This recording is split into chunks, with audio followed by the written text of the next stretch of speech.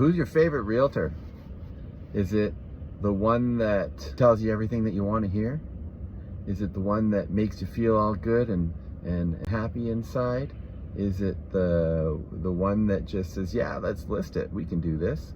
And or is it the one that comes in and says, well, there's a few things that you should do that will be beneficial to you, and that risks losing the listing to share this information?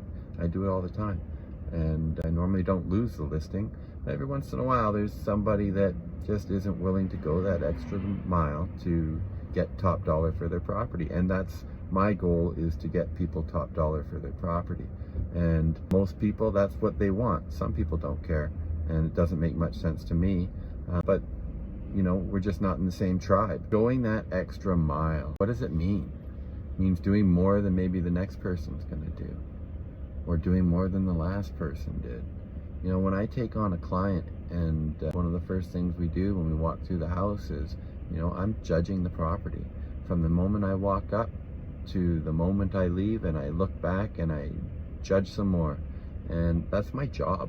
My job is to look at what's going to help you sell and what's going to hurt your sale. And if I don't share that information with you, I'm not doing my job.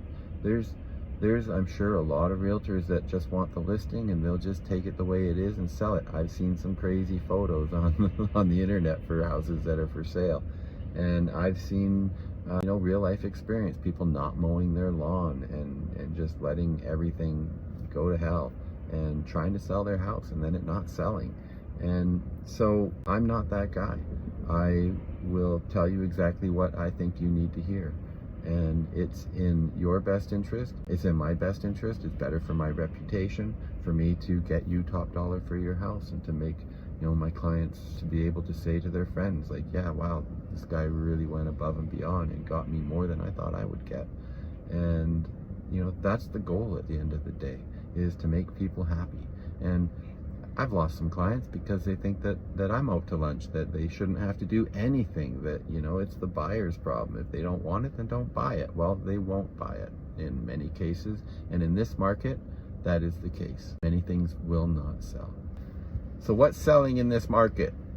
All the best stuff. You know, people have time to look at properties and to see what's going to sell. So if you're not willing to do what it takes to make your house among the best in its category, well, you're probably not going to sell unless you sell for an extremely low price.